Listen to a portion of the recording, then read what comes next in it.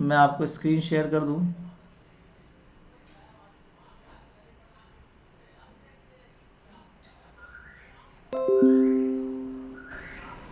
अब दिख रहा होगा आपको ना। तो हेडिंग दो, micro canonical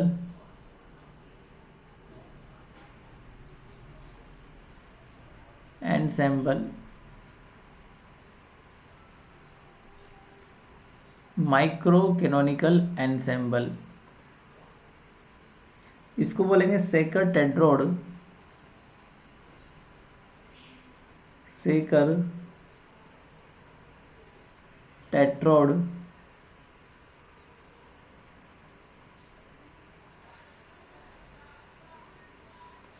equation.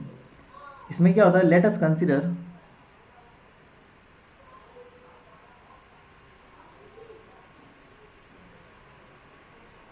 a microcanonical ensemble, a microcanonical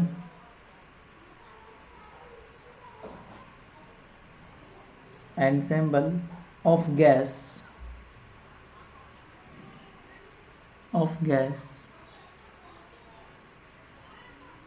in which number of particles n,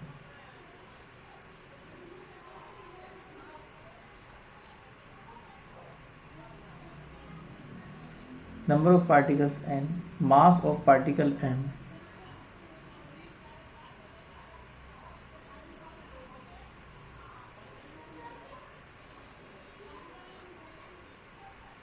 and volume v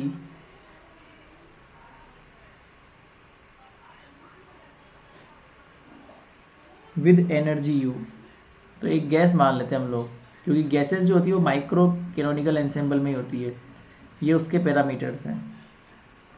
the volume of phase space, क्योंकि वो गैसेस जो होती है वो फेज स्पेस में काम करती है, इसलिए हम लोग अब फेज स्पेस में ही बात करेंगे। फेज स्पेस तुम जानते हो, मैंने पढ़ाई थी तुम लोगों को। So the volume of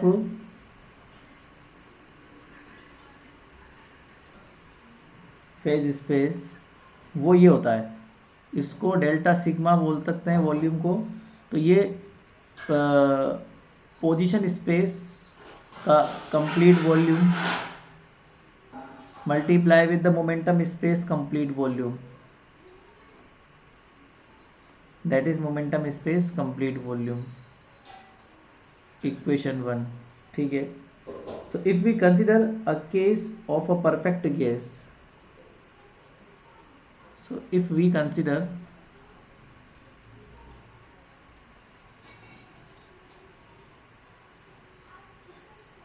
if we consider a case of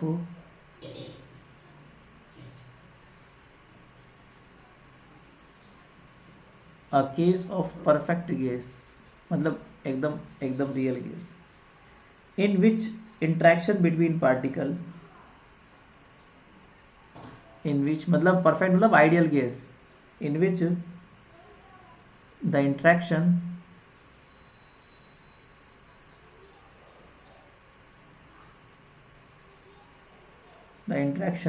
between particles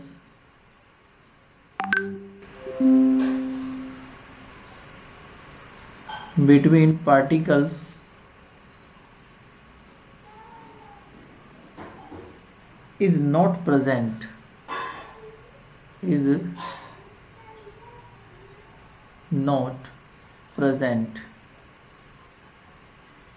So in this case, so in this case, energy of ideal gas, energy of ideal gas does not depend upon position, does not depend upon position,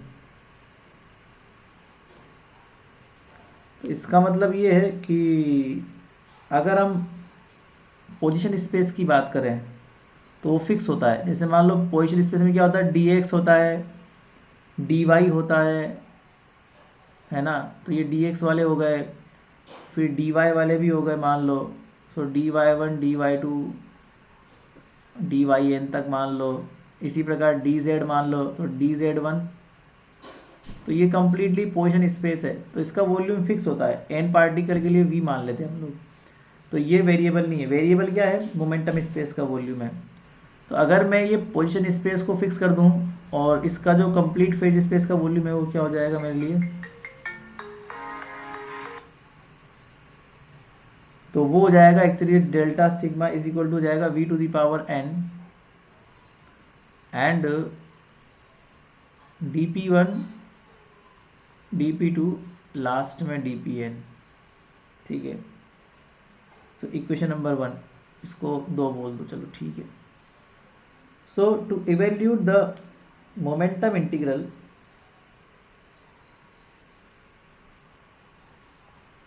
to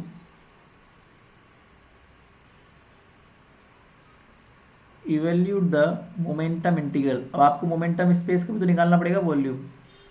so momentum integral we consider the range of energy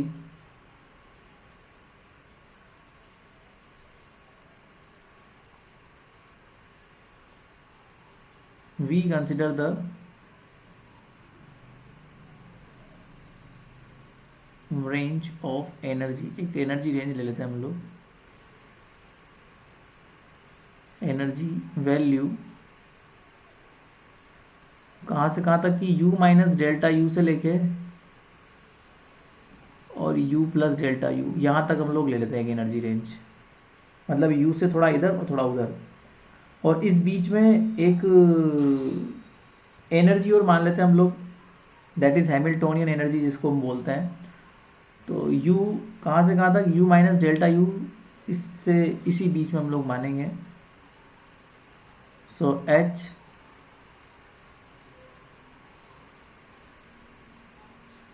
ये हम लोग ले लेते हैं इसके बीच में,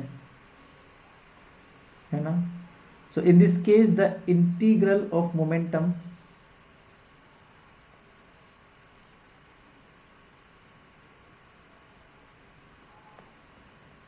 in this case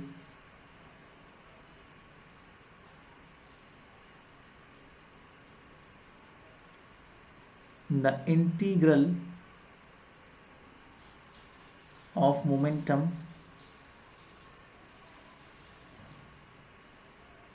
is equal to the volume, is equal to the volume of 3n dimensional space, of 3n dimensional space, या फिर स्फेयर की फॉर्म में मान लेते हैं, क्योंकि 3D में क्या होता है, जो वॉल्यूम होता है ना मोमेंटम स्पेस का, वो स्फेरिकल वॉल्यूम के बराबर होता है। हम लोग 3D में ऐसा मान लेते हैं कि एक स्फेयर है, उसकी रेडियस मोमेंटम है। तो जो कंप्लीट वॉल्यूम कवर करता है ना मोमेंटम स्पेस, वो एक स्फेरिकल वॉल्यूम को कवर करता है। तो 3 डायमेंशनल स्फेयर विच रेडियस लाई, विच रेडियस लाई, अब यहाँ पे हमने एक रेंज लिया हुआ है इसलिए वो रेडियस उसके बीच में आ जाएगा। विच रेडियस लाई बिटवीन, अब आपने u से लेके u प्लस डी भी लिया हुआ है तो उसका रेडियस भी क्या हो जाएगा, बिटवीन। अब मोमेंटम बराबर क्या होता है, √2m e। सो √2m और एनर्जी रेंज कितना हो गया, तो ये मोमेंटम है, रेडियस क्या है, मोमेंटम के बराबर होगा। तो इसी बीच के मोमेंटम के बराबर होगा वो, पहला मोमेंटम और दूसरा मोमेंटम। तो एनर्जी भी इसी रेंज में होगा। So volume of, you can say that volume of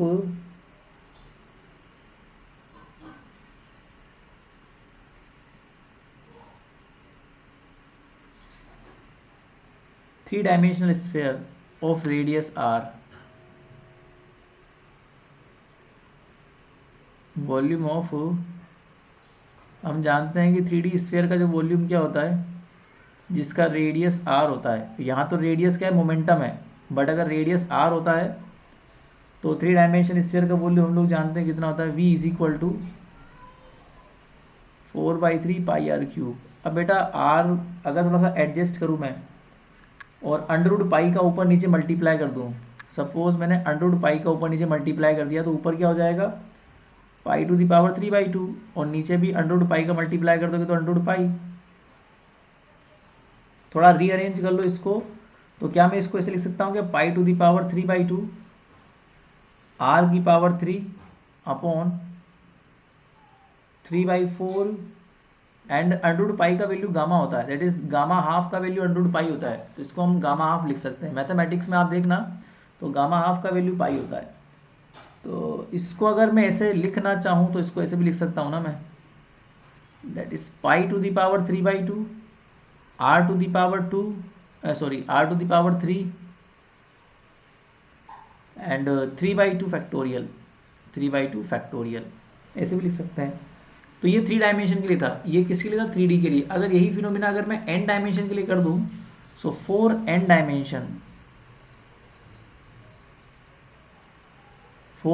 dimensional space. अब देखना भाई, तो बस 3 की जगह n कर देना है आपको, और कुछ नहीं करना।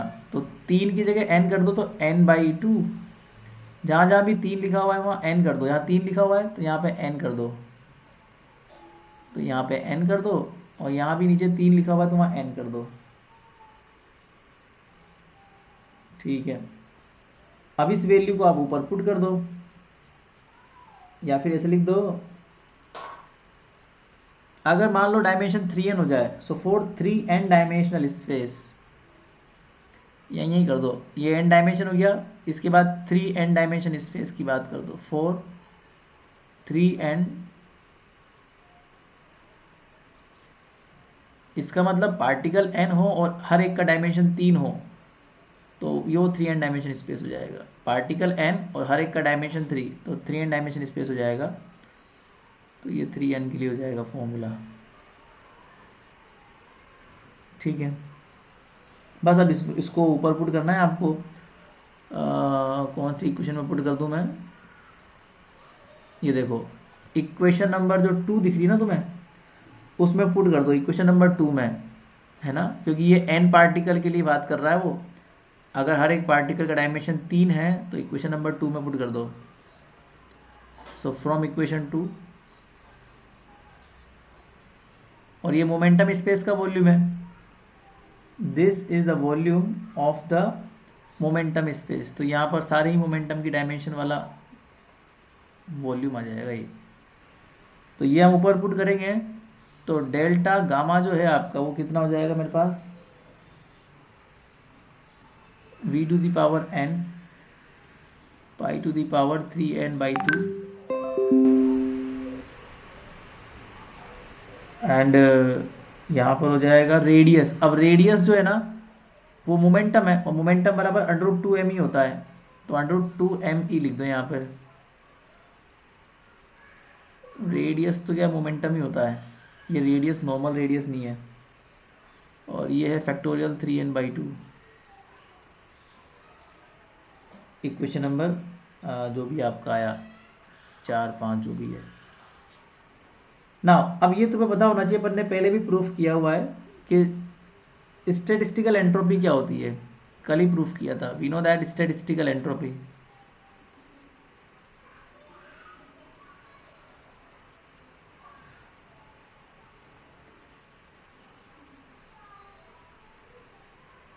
अब तुम्हें अगर नहीं पता तो फिर ये लिख देना, sigma is equal to,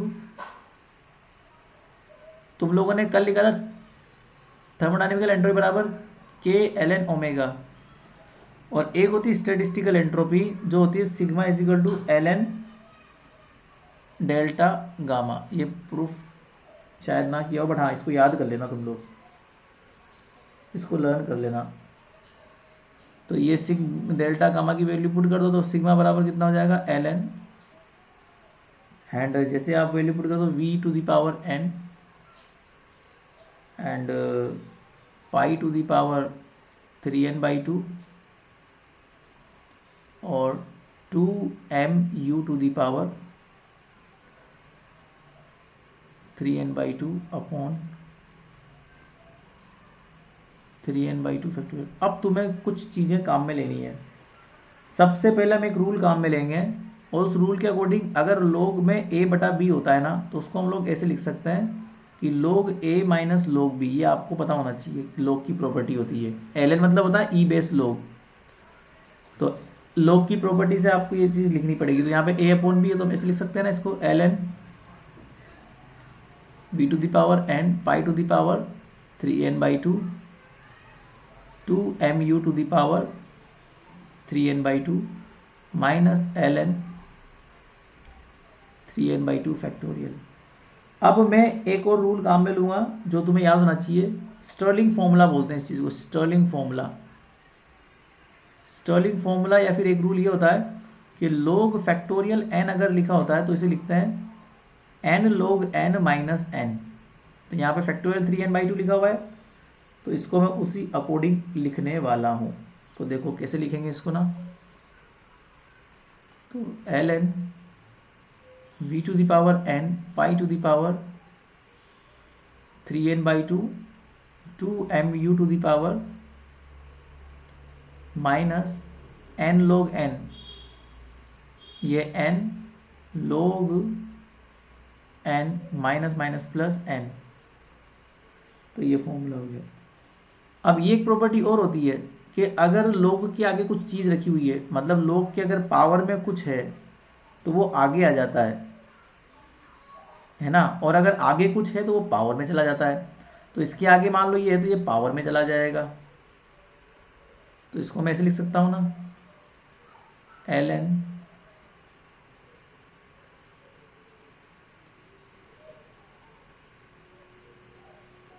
to the power 3/2 और माइनस ln 3n/2 और उसकी भी पावर लगानी पड़ जाएगी आपको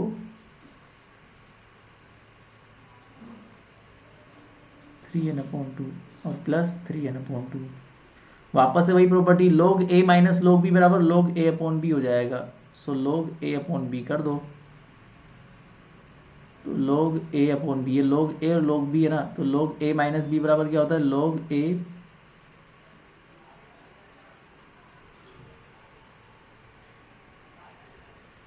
अपॉन b। तो ये b कितना हो जाएगा 3n/2 to the power 3n/2 और ये है ही सही, ऐसा कैसे ही। अब तुम्हें एक चीज़ सिंपली समझ में आ जाएगी, यहाँ पर क्या है 3/2 पावर हर जगह आ रही है, वो भी 3n/2 पावर हर जगह आ रही है। तो अगर मान लो मैं इस n पावर को बाहर निकाल लूँ तो बाहर निकाल सकता हूँ आराम से क्योंकि पावर n है, और अंदर क्या बच जाएगी v, और बाकी सबकी पावर कितनी हो जाएगी, जैसे मान लो ये 2 है, यहाँ भी नीचे 2 ऊपर जाएगा जंप करेगा तो 4 हो जाएगा।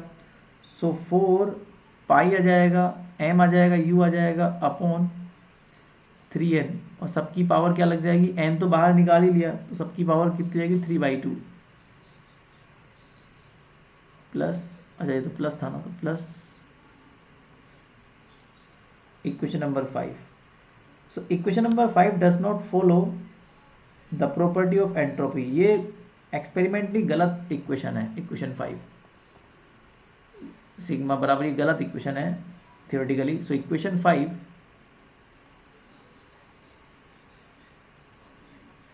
Does not follow the property of entropy.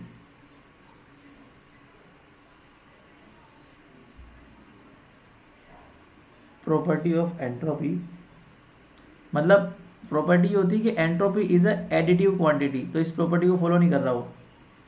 So we introduce a new factor, so we introduce a new factor. तो एक नया फैक्टर हमें इंट्रोड्यूस करना है, that is minus ln factorial n। और वही स्टर्लिंग फॉर्मूला अप्लाई कर देंगे हम लोग इसमें भी। Minus L N factorial N में स्टर्लिंग फॉर्मूला अप्लाई कर दो तो minus N log N plus N, ये स्टर्लिंग फॉर्मूला अप्लाई कर दो।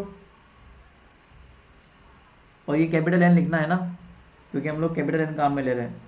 तो एक नया फैक्टर इंट्रोड्यूस कर दो इसी में ही, तो वो कैसे हो जाएगा, N log E base, L N को बोलते हैं ई बेस log, तो ये हो जाएगा v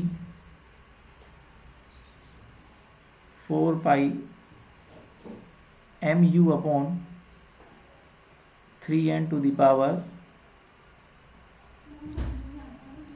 3/2 एंड 3n/2, ठीक है। माइनस एल एन, या फिर एक काम करो एल एन फैक्टोरियल एन लिखोगे इससे अच्छा तो ये कि सीधा लिख दो N L N N plus N. अब आप इसको थोड़ा इंट्रोड्यूस कर सकते हो, मतलब इसको पावर में लेके और इसको इससे कंबाइंड कर दो और ये ऐड कर दो, तो कंबाइंड और ऐड करने के बाद जो फाइनल रिजल्ट आपको मिलेगा वो मिलेगा एन log एन कॉमन आ गया और a माइनस बी बराबर a अपॉन बी होता ही है, तो ये a अपॉन बी हो ही गया और बाकी तो है ही सही 4 pi M U upon 3n to the power 3। ये परफेक्ट रिजल्ट है, एक्सपेरिमेंटली बेच करता है ये, तो ये तुम्हें लर्न करना है, ठीक है। This result is very good, N log N plus N. अब इसमें क्या होता है, ये रिजल्ट तो आ गया फाइनली। अब इसमें एक थोड़ा सा करेक्शन और करेंगे हम लोग। टू मेक डायमेंशनल क्वांटिटी, मतलब डायमेंशनली करेक्ट नहीं है ये, वो एक्सपेरिमेंटली करेक्ट नहीं था, ये डायमेंशनली करेक्ट नहीं है। So to make dimensional less quantity,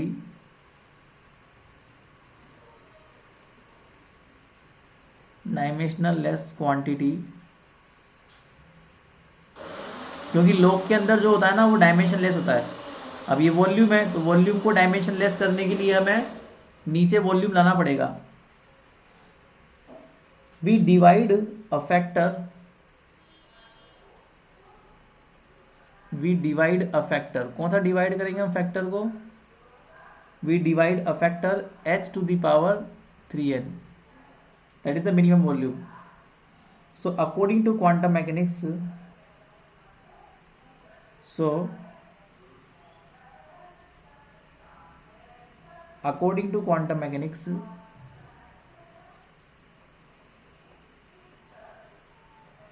according to quantum mechanics the formula of statistical entropy is given by, the formula of statistical entropy is given by। तो वैसे होता ये है कि एक्सपेरिमेंटली क्वांटम मैकेनिकली सिग्मा बराबर होता है log volume upon factorial n और h to the power 3n। Factorial n इसलिए आता है ताकि वो डायमेंशनली सॉरी एक्सपेरिमेंटली करेक्ट हो जाए, और h to the power 3n इसलिए आता है ताकि वो डायमेंशनली करेक्ट हो जाए। तो ये दोनों करेक्शन करने के बाद जो फाइनल फॉर्मूला बचेगा सिग्मा का, जो आपको लर्न करना है वो है N L N V upon N. ये सब हम लोग पहले कर चुके हैं, हमें बस एक नया फैक्टर ऐड करना है h to the power 3n। तो ये करने के लिए मैं क्या करता हूँ 4 पाई n तो बाहर आ ही गया था, तो 4 pi M U upon 3n, और यहाँ पर h बच जाएगा बस, वो भी स्क्वायर में, क्योंकि पावर लगी हुई है 3/2 इसलिए। ये हो गया खत्म, और ये हो गया 5n/2, दैट्स इट। ये हो गया तुम्हारा सिग्मा निकल गया। अब इसके आगे इसकी कुछ एप्लीकेशंस हैं, और इसी को बोलते हैं सेकर-टेड्रॉड इक्वेशन, वो आगे आएगी, रुको। इसके बाद ये तो स्टैटिस्टिकल एंट्रोपी है, एक आती है थर्मोडायनेमिकल एंट्रोपी, वो अब अगली क्लास में निकालेंगे कल। और इसकी एप्लीकेशंस जो है ना वो भी हम लोग कल ही डिस्कस करेंगे कि और कौन कौन सी एप्लीकेशंस इसमें काम करती है, वो सारी एप्लीकेशन अपन लोग कल डिस्कस करेंगे। उसी में निकलेगी आपकी Sackur Tetrode equation. Thank you so much, bye bye.